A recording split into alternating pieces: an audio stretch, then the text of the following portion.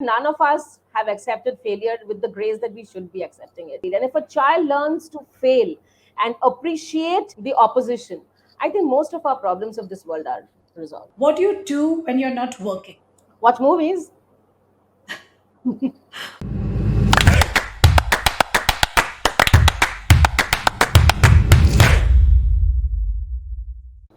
The most truly generous persons are those who give silently without hope of praise or reward. Hello, everybody. I'm your host, Seema Chhoriya, and I welcome you all to a brand new episode on Great Principles. Joining me in conversation is Miss Aditi Mukherjee, Principals, GEMS Academia International School, Kolkata, West Bengal. Well, when I talk about the generous people, they just give to the society silently without praise or reward. Today, I have one such educator with me in conversation. Miss Aditi is the one who is giving to society. She's shaping so many lives. And today, we are all set to hear from her how we can do this better, how we can benefit the scholars, schools, and people at large, also the nation. Please welcome to Great Principles, ma'am. We are very honored to have you with us. Thank you so much, Seema. That was such a wonderful introduction of all of us, the entire community. In fact, thank you so much. So, dear ma'am, as we talk about the community building here on Great Principles, there is so much to learn from each one of your journeys, and that is how Great Principle has been conceptualized. So, before we begin, let us understand what was your journey and how did you feel, that this is the career choice that you want to make in, and this is the path where you choose to shape so many lives. So, take us back to your once upon a time and tell us how it was and what made you land in this noble profession. Yeah, nice question. See, as children, I think all of us, have this, make-believe world where we actually teach children. Not even children. In fact, furniture, water bottles, bed, and everything, and you are the teacher, and you are with a stick roaming around, and you are teaching. I think we have somehow or the other done this. All of us have done this at one point of time, and so did I. But to be very honest, while I was in high school, I wanted to become an IPS officer or at least a WBCS officer, something to do with the civil services or the police force. However, sadly speaking, my height did not allow me to. So, and my capacities in the numbers, maths did not allow me to do so. So, and then the next best choice, to do something like a go-getting thing was to be a journalist. And therein I found that it was, restricted to many things. And it was like, maybe it was either the media or the writing. But I wanted to do all of it. And then then I realized, I think I was in college when I realized that yes, teaching is something which I want to do. And soon after, I actually realized that I wanted to teach in a school and not in a college. And I give the credit to one of my professors who actually told me that you are made for children, and you can handle them well. You have a lot of you go along very well with children and juniors. So that way, yes, it struck to me. And then I pursued my master's, my MPhil, my B.Ed, and then, then I became a teacher of English in a very good school called Xavier's. That's how I started. And later on, during our times, the government sector was something very luring, unlike what it is now. It was like, stability of job and everything else. And coming from a family of educators and, people who are doctors and engineers, so this was the best thing that they thought I could do. And I actually did get into a government sector where I realized that I was not being able to do what I wanted to do. I was not even using half my knowledge or half my skill set in the government sector because it was too much of a structure. The innovation was not coming up. And so I quit my government job and I joined the private sector. And at the age of 34, 35, I actually became a principal of a school. Wow. So it's all, done by will, done by choice, that yes, this is what I'm doing and this is what keeps me going.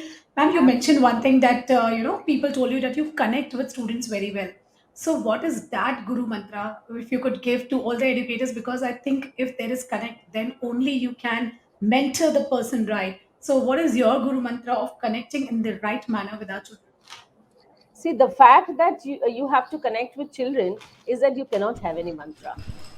Okay, so there's no one thing that works. You just see, I am what I am, my age is what I am. But when I'm dealing with maybe a 5-year old, then I have to go to that level. So when I'm celebrating a lemonade day in school, I have to be a 5-year old. when I'm celebrating a one Mahotsav, I have to become a geography teacher or a geography pupil or a geography person, or maybe, more into the environment. When I'm celebrating sports in the sports field, then I will have to remember that I was a hockey player once. And when I am actually, lecturing my children on, examinations, then I have to remember all the failures that I had during my school and why I did not fare well. So being a teacher, you really do not have any guru mantra. Being a guru means, you have to encompass everything, and that I think is the biggest challenge and the biggest, should I say, advantage, because you can actually, wear so many caps when you are actually with children. And like you said in the initiation, or while you introduced all of us educators, you said that we actually do not look for any reward. Materialistically, yes, we do not look for any reward, but our reward comes every day. We don't have to wait at the end of the month to get any reward, or end of the year to get any survey records. Okay, so going to a classroom and a child coming and hugging you and saying, "Ma'am, you're looking so beautiful today," is actually our reward. So that is how it works with us. So very wonderfully explained that there is not one single thing that you can count upon. It is all about being a role model, being trying to be of their age, thinking through their angle, and seeing the world through their eyes. So that is what is ma'am's answer here, and And it's a of course, wonderful keeping thought. yourself updated. Keeping yourself Yeah. updated, I'll give you a very small example. I was using three editions old iPhone, you know and in the Mhm. playfield, the boys came and told me, they came and told me, "Ma'am, Apple 13 आ गया है, आप सिर्फ आप अभी तक Apple 10 use कर रहे हो." So you have to actually have, this knowledge that, okay, you have to be like technically smart. You have to wear the, correct things every time, including your gadgets.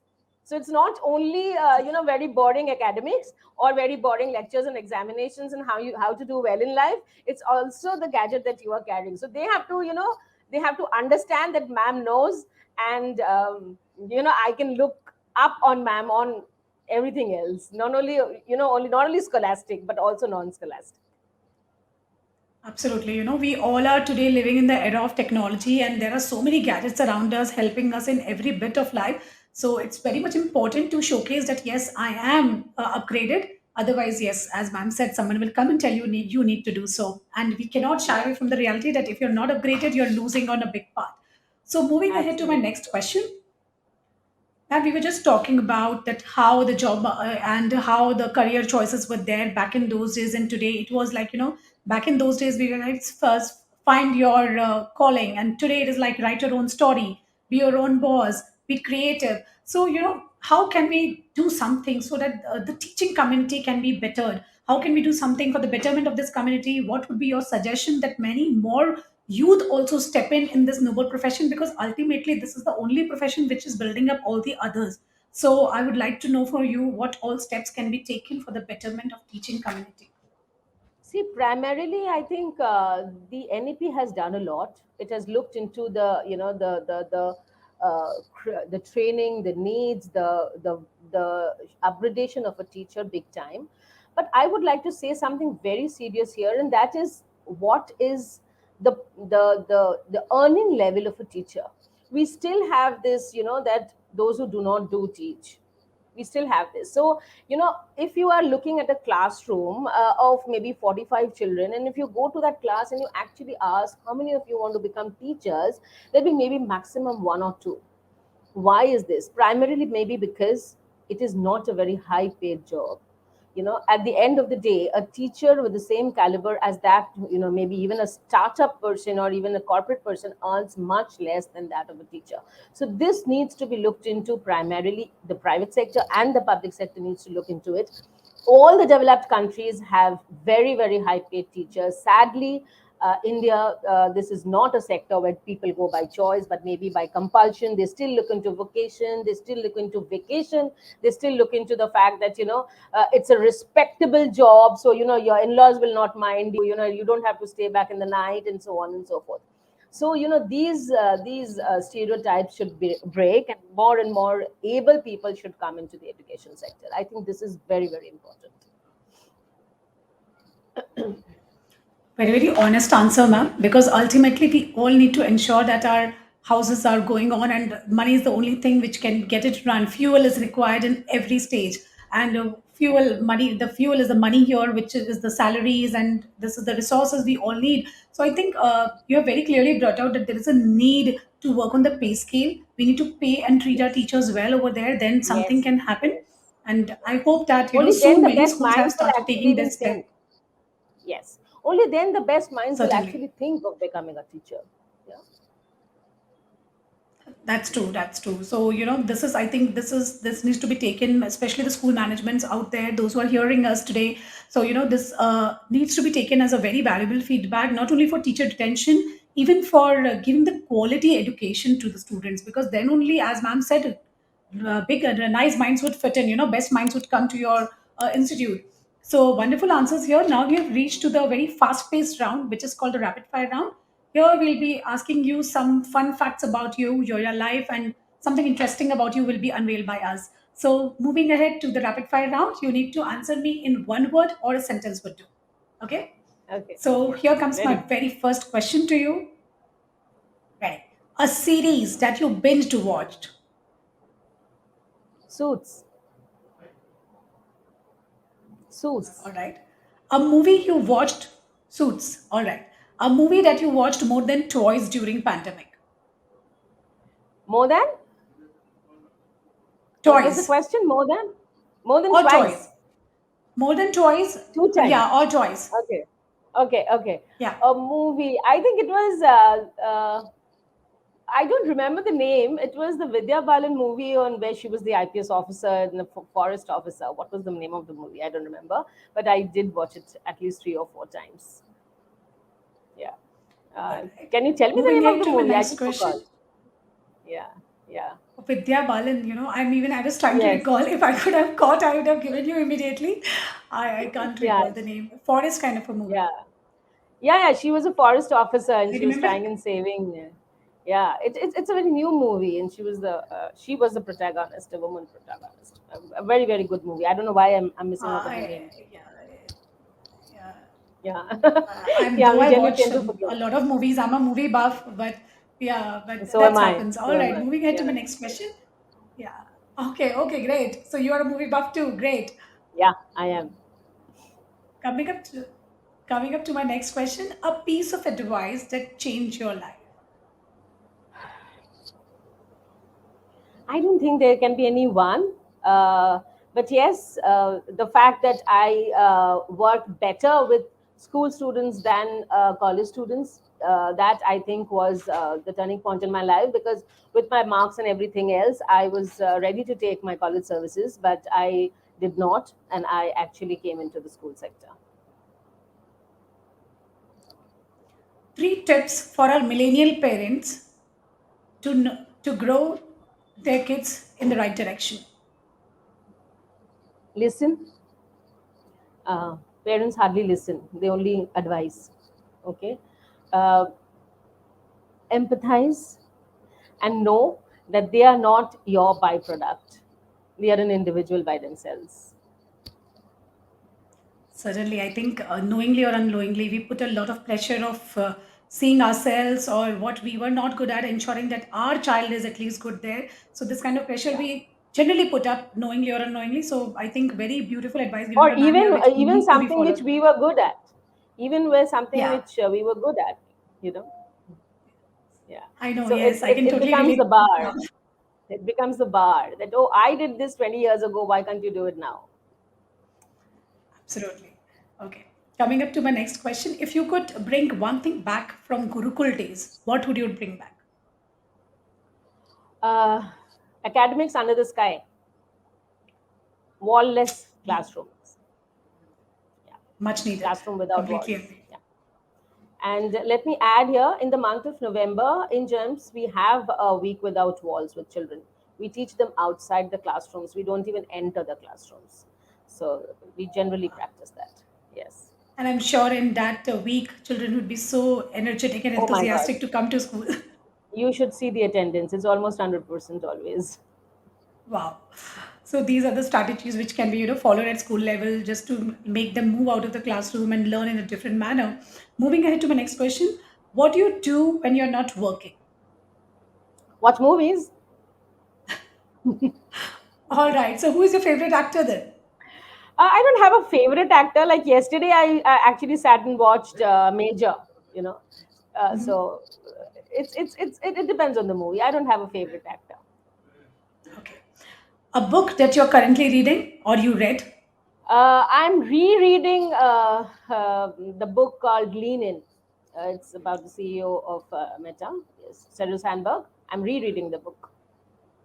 Okay. Coming up to the last question in this segment. If you were an education minister for a day, what immediate change you would bring in for students' betterment? Improve the pay scale of teachers. All right.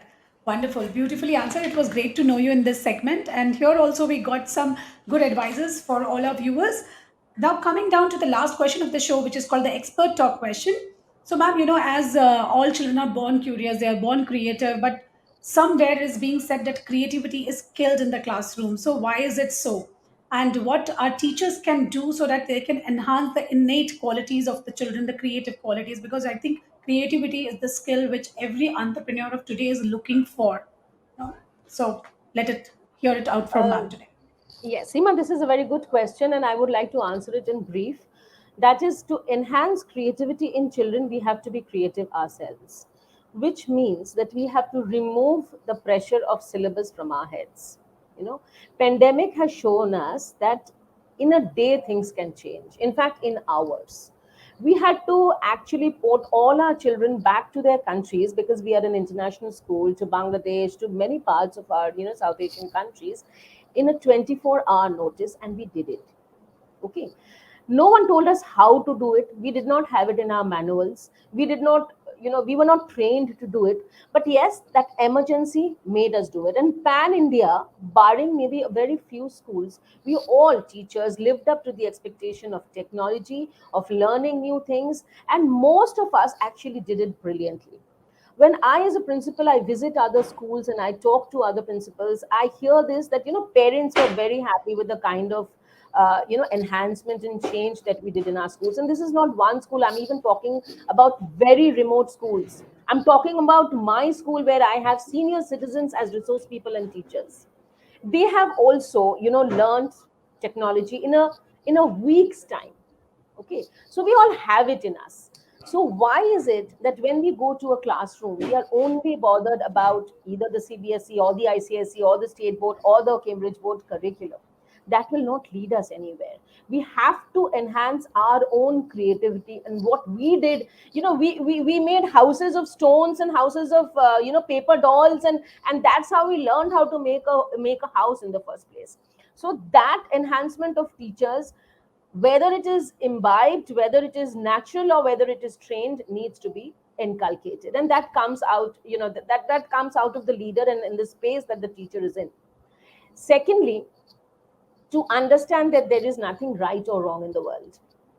So maybe in a maths class, a teacher is compelled to give a big cross, a red cross, to a child. But I would like to understand why that child went to that conclusive statement, and whether there is anything new that can be found out of that error. Because out of errors were discovered and invented many more things than were actually done through theory. Yeah. So I would like to have this collaborative space in the classroom, where the teacher herself is not threatened by what she doesn't know, and the child is not ashamed of what he is not being able to deliver. If that space is created in a classroom, why creativity? I think genius can be made in that particular classroom. So yes, I think it comes from an open minded fact that none of us were born dumb, and none of us were born without some kind of, should I say, talent. So that is what I have to incorporate in the classroom. When I have 35 children in a classroom, I cannot expect one Ashoka to be impressed by everyone. I have to have multiple things. So someone will be impressed by the architecture. Someone will be impressed by the narrative. Someone will be impressed by the way Ashoka is drawn. Someone will be impressed by something in the same topic. That is what is creativity to me. And if that is actually enhanced and that is what is nurtured, then the syllabus will automatically fall in place. Absolutely. Very well explained. So from ma'am's explanation, what we could understand is that when creativity comes in the classroom, you understand the child better, you understand what is he thinking, how is he understanding the concept. It fosters the mental growth because it gives him opportunity to bring out more ideas, to think, differently. As ma'am said, to one child thing might be different to other, and this is where the collaborative learning also happen. They exchange ideas, that from a particular thing, I am understanding this is my way of looking at it. So wonderfully explained. And yes, if this can be done, then no doubt geniuses are can be created also. They're not only born. So wonderfully explained, ma'am. And it was great to have you on our show. Once a hockey player, I would like to know, is this hockey player even playing today or you have stopped playing? I play basketball because with my children, yes, we are a boarding school, and in the evening I do run with them. I do play basketball. Hockey, no longer actually. So, how is the idea, that from everyone, from the leadership level to teaching, everyone should play along with the children because, play is the biggest form of learning also. So, what are your thoughts on this idea of playing with your students? That the fact that character is not only made in the sports field but it is also revealed. So Seema, I don't want to get philosophical in this. It was quite a very very interactive and nice session. But the fact that children are not knowing, in fact none of us have accepted failure with the grace that we should be accepting it. And I think sports field teaches us to be appreciative of the winner, and it is a learning experience of a failure. There's nothing called I failed. So I think that that you don't learn in a classroom. You don't learn within the four walls. You actually learn it in the sports field. And if a child learns to fail and appreciate the winner, the opposition, I think most of our problems of this world are resolved. And vice versa. Imagine that when the students' team wins and teachers' team is doesn't win, they're at loss. So imagine the joy. Today we defeated our own teachers. We have just gone a level up. Oh, that's So that's lovely. That's absolutely unique. Yeah, we have sports day. We do have children versus teachers tug of war, and it's like it's all hell breaking loose.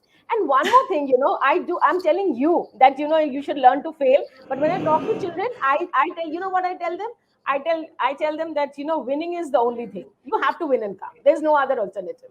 So that is the inspiration. So it's time and space actually. But when they come back without winning, that is a different it's a different conversation altogether. And yes, as rightly pointed out, when children, and even not only playing in the opposite part, when children are playing, maybe even against a school, and they have the teachers yelling for them, or shouting for them, or shouting out for them, that's a different feeling. It's a lot of teamwork that happens on the sports field. Thank you for saying that. Yes. So, today, just while concluding, we explored one more strategy that, when you team up with the students and play together in a team or play against each other, there is so much learning that is happening. You connect with the students better because we started the show all about connecting. So, when you play, you all are at the same level, and that is when you actually fit in their shoe and you understand that this is what is need to be done. So today we learned a lot of things from ma'am, and it was great to know you. Thank you so much for your time with us, and we are really honored and privileged. Thank you. Thank you so much, Seema. Thank you.